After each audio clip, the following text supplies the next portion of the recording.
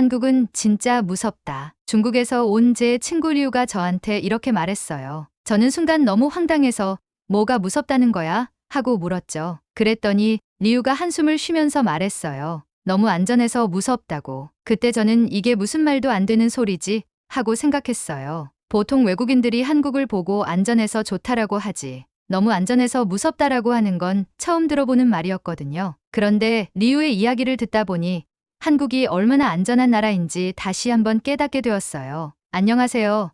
저는 한국에서 유학 중인 리우의 친구 박민철입니다. 오늘은 중국에서 온 리우가 한국의 치안에 얼마나 충격을 받았는지 이야기해 드릴게요. 리우는 중국 베이징에서 태어나고 자랐어요. 베이징은 중국의 수도이고 대도시라서 범죄율이 아주 높은 편은 아니지만 그래도 일상생활에서 항상 조심해야 하는 것들이 많아요. 예를 들어 지갑이나 휴대폰을 식당 테이블에 두고 화장실을 가는 건 절대 금물이에요. 가방을 의자에 걸어두는 것도 위험하죠. 이유요? 순식간에 사라질 수 있기 때문이에요. 리우는 중국에서 대학을 다닐 때 친구가 스타벅스에서 노트북을 두고 화장실을 갔다가 돌아왔더니 노트북이 감쪽같이 사라진 경험을 했다고 해요. CCTV도 제대로 설치되어 있지 않아서 결국 찾지 못했다고 하더라고요. 그래서 난 한국에서도 처음엔 긴장했어. 가방을 꼭 끌어안고 다녔거든. 그런데 리우는 한국에 와서 너무나도 믿을 수 없는 광경을 목격했어요. 리우가 처음 한국에 온 날 인천공항에서 지하철을 타고 숙소로 가던 중이었어요. 그런데 옆자리에 앉은 사람이 노트북을 좌석 위에 올려두고 잠을 자고 있었대요. 나는 그걸 보고 와, 이거 도둑이 가져가면 어쩌려고 저러지? 하고 진짜 깜짝 놀랐어. 그런데 더 충격적인 건 그 노트북이 그대로 있다는 거였어요. 심지어 노트북 주인은 역에 도착하자 천천히 일어나서 기지개를 켜고 노트북을 챙긴 후 아무 일 없다는 듯이 내려갔죠. 리우는 그 장면을 보고 처음엔 저 사람 진짜 운이 좋았구나 라고 생각했대요. 그런데 며칠 후 똑같은 장면을 여러 번 보면서 이게 한국에서는 그냥 당연한 일이구나 하는 걸 깨닫게 됐죠. 그런데 리우가 한국에서 겪은 더 큰 충격은 따로 있었어요. 어느 날 리우와 저는 홍대 거리를 걷고 있었어요. 그런데 갑자기 리우가 제 팔을 잡아당기며 소리쳤어요. 야야야, 저기 핸드폰 떨어져 있어. 저는 시선을 돌려보았어요. 길거리에 최신형 아이폰 한 대가 그냥 바닥에 놓여 있었어요. 중국에서는 이런 경우 사람들이 그냥 지나치지 않는다고 해요. 누군가가 바로 가져가 버릴 가능성이 높거든요. 그런데 한국에서는 아무도 그 핸드폰을 건드리지 않았어요. 오히려 지나가던 사람이 그 핸드폰을 주워서 주변을 두리번거리며 이거 누구 거예요? 라고 소리치고 있었어요. 리우는 이 장면을 보고 또 한 번 충격을 받았어요. 야, 이거 진짜 이상한 나라 아니야? 어떻게 저렇게들 순진해? 중국에서는 저거 그냥 사라지는 거야. 하지만 저는 대수롭지 않게 말했죠. 한국에서는 원래 그래. 보통 잃어버린 물건은 경찰서나 지하철 분실물 센터에 가면 거의 다 찾을 수 있어. 리우는 제 말을 듣고도 믿기 어려운 표정을 지었어요. 며칠 후 리우는 저에게 이런 말을 했어요. 한국은 너무 안전해서 이상해. 뭔가 불안해. 뭐가 불안한데? 중국에서는 내가 항상 긴장하고 있어야 했어. 지갑, 핸드폰, 가방 다 신경 쓰고. 그런데 한국에서는 사람들이 너무 무방비야. 이러다가 진짜 위험한 일 생기는 거 아니야? 리우의 말이 너무 신기했어요. 중국에서는 항상 경계를 해야 하다 보니 오히려 한국이 불안하게 느껴졌던 거죠. 하지만 리우는 점점 한국의 치안에 익숙해져 갔어요. 그리고 한국에서 살아가면서 더 많은 신기한 경험을 하게 됐죠. 리우는 한국에 온 지 얼마 안 됐을 때까지만 해도 본능적으로 가방을 꼭 안고 다니고 길을 걸을 때도 항상 주위를 살피는 습관이 있었어요. 하지만 한국에서 생활하면서 그는 점점 더 신기한 경험을 하게 됩니다. 한국에 온 지 일주일쯤 됐을 때 리우는 한 카페에서 공부를 하고 있었어요. 그런데 어떤 한국인 학생이 노트북과 가방을 그대로 둔 채 자리를 비우는 걸 목격한 거예요. 야, 저거 진짜 괜찮은 거야? 리우는 저를 보고 믿을 수 없다는 표정을 지었어요. 중국에서는 노트북을 두고 자리를 비우는 게 상상도 안 되는 일이었거든요. 만약 중국에서 저렇게 했다면 돌아왔을 때 노트북은 온데간데 없이 사라지고 없을 가능성이 높아요. 하지만 한국에서는 10분 후 그 학생은 아무 일 없다는 듯이 돌아와서 노트북을 다시 사용하기 시작했어요. 리우는 그 장면을 보면서 말했어요. 아니, 진짜 한국 사람들은 너무 순진한 거 아니야?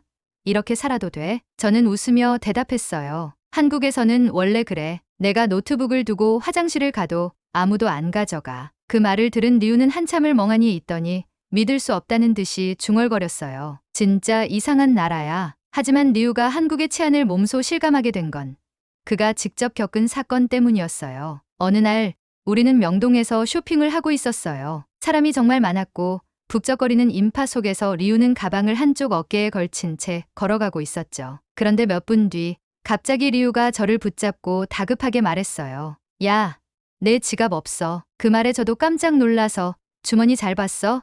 가방에 넣은 거 아니야? 라고 물었지만 리우는 이미 얼굴이 하얗게 질려 있었어요. 중국에서는 길거리에서 소매치기를 당하는 일이 흔해서 리우는 이거 진짜 큰일 났다고 생각했대요. 설마 한국에서도 지갑을 잃어버리면 못 찾는 거 아니야? 그렇게 우왕좌왕하고 있는데 갑자기 어떤 젊은 여성이 다가오더니 리우에게 익숙한 지갑을 건네주는 거예요. 혹시 이거 손님 거 아니세요? 리우는 너무 놀라서 지갑을 얼른 받아 들고 확인했어요. 돈도 그대로 있었고 카드도 빠진 게 없었어요. 이거 어디서 찾았어요? 그러자 그 여성이 대답했어요. 길바닥에 떨어져 있길래 혹시 찾는 분 있나 하고 들고 있었어요. 리우는 그 말을 듣고 한동안 말을 잇지 못했어요. 중국에서는 지갑을 길거리에 떨어뜨리면 거의 99%못 찾는다고 봐야 하거든요. 그런데 한국에서는 그냥 사람들이 자연스럽게 찾아서 돌려주는 게 당연한 분위기였어요. 그날 이후로 리우는 한국에 대한 인식이 조금씩 변하기 시작했어요. 한국에서는 진짜 물건을 잃어버려도 돌아오는구나. 리우가 한국에서 또 한 번 놀란 건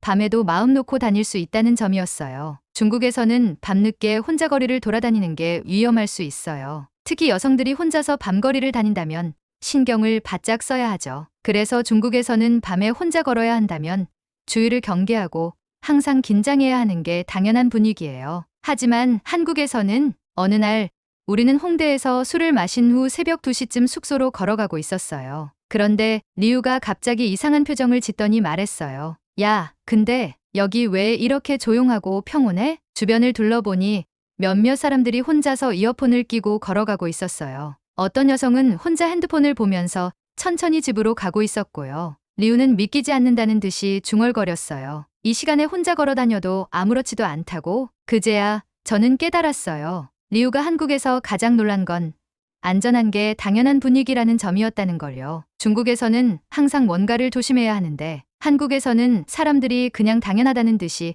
안전을 누리고 있다는 점이 신기했던 거예요. 중국에서는 밤에 이렇게 다니면 위험한데 여기서는 다들 아무렇지도 않게 다녀. 이게 진짜 신기해. 그날 이후로 리우는 한국의 치안에 완전히 감탄하기 시작했어요. 하지만 여기서 끝이 아니었어요. 한국에서 경험한 치안의 놀라움은 아직도 끝나지 않았거든요. 리우는 한국에 온 지 2달이 지나면서 점점 한국의 치안에 익숙해지고 있었어요. 지갑을 잃어버려도 돌려받고 밤늦게 혼자 걸어도 불안하지 않은 나라. 이제는 한국이 너무 안전하다는 게 당연하게 느껴질 정도였죠. 하지만 그의 믿음을 뒤흔드는 사건이 일어나고 말았어요. 어느 날 저녁 리우는 혼자 지하철을 타고 숙소로 가고 있었어요. 퇴근 시간이라 그런지 사람들이 많았고 리우는 출입문 근처에 서서 핸드폰을 보고 있었죠. 그런데 갑자기 옆에서 어떤 남자가 슬쩍 다가오는 느낌이 들었어요. 처음에는 그냥 사람이 많아서 그런 줄 알았는데 이상하게도 그 남자는 계속 리우 쪽으로 몸을 기울이며 가까이 오고 있었어요.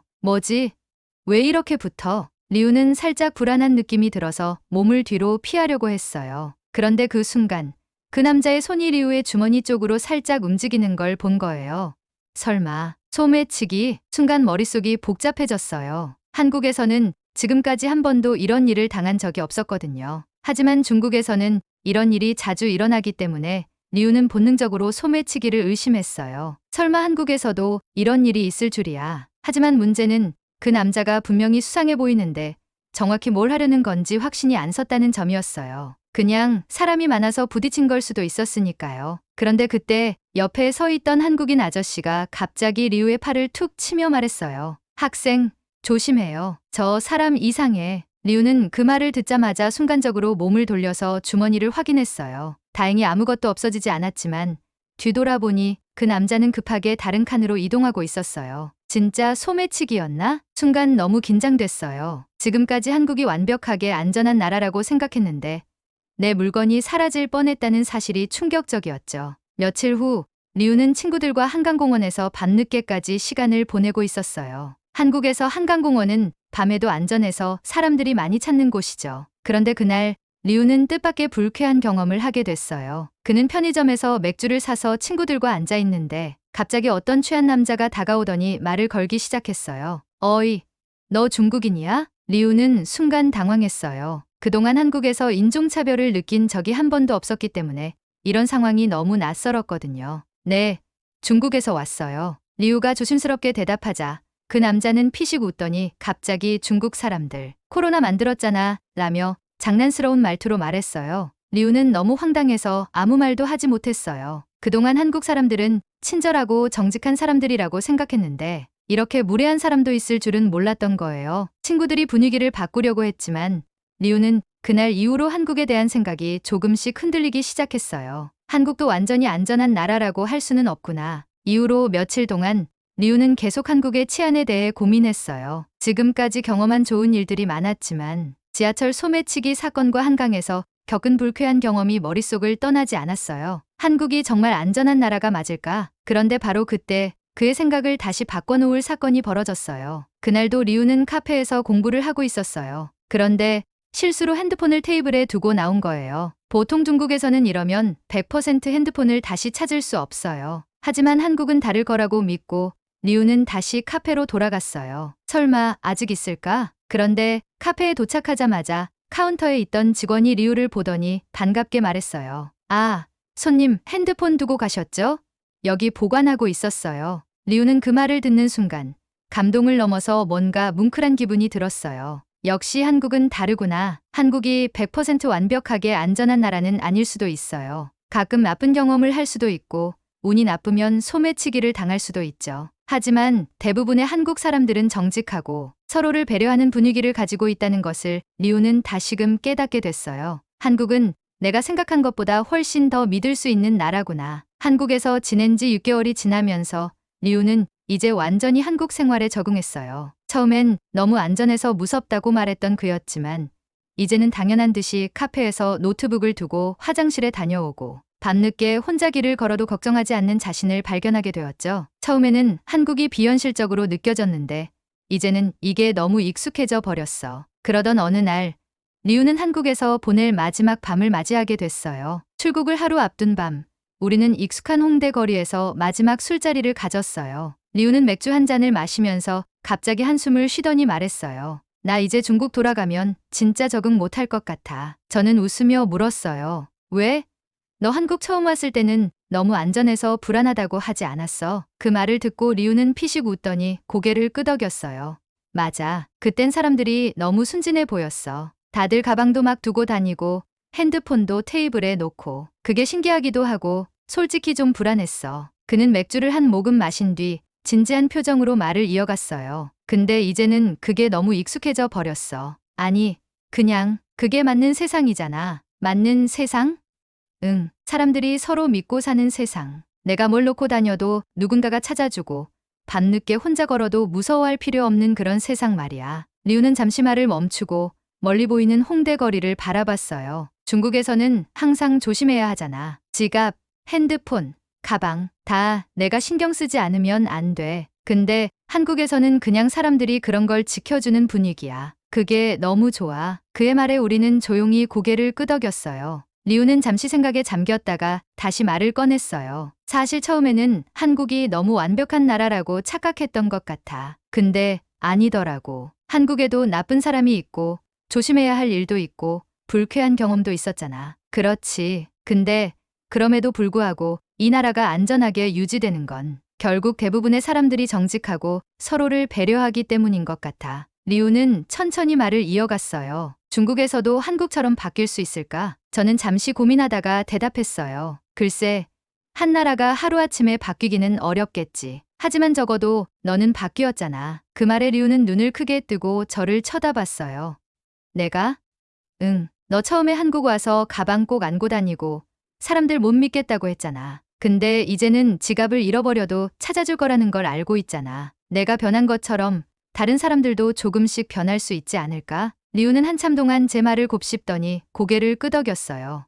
맞아. 적어도 나는 이제 달라졌어. 그는 맥주 한 잔을 더 들이켜고 씩 웃으며 말했어요. 나 중국 가면 내 친구들한테도 한국 얘기해 줄 거야. 지갑을 잃어버려도 돌려주는 나라, 밤에도 혼자 걸어도 되는 나라, 사람들이 서로 믿는 나라, 이런 곳이 있다고 말해 줄 거야. 다음 날, 리우는 인천공항에서 출국 수속을 밟고 있었어요. 저는 마지막으로 그를 배웅하러 나갔죠. 출국 게이트로 향하기 전, 리우는 갑자기 웃으며 말했어요. 아, 그러고 보니 나 한국에서 한 번도 지갑을 잃어버린 적 없는데. 무슨 소리야?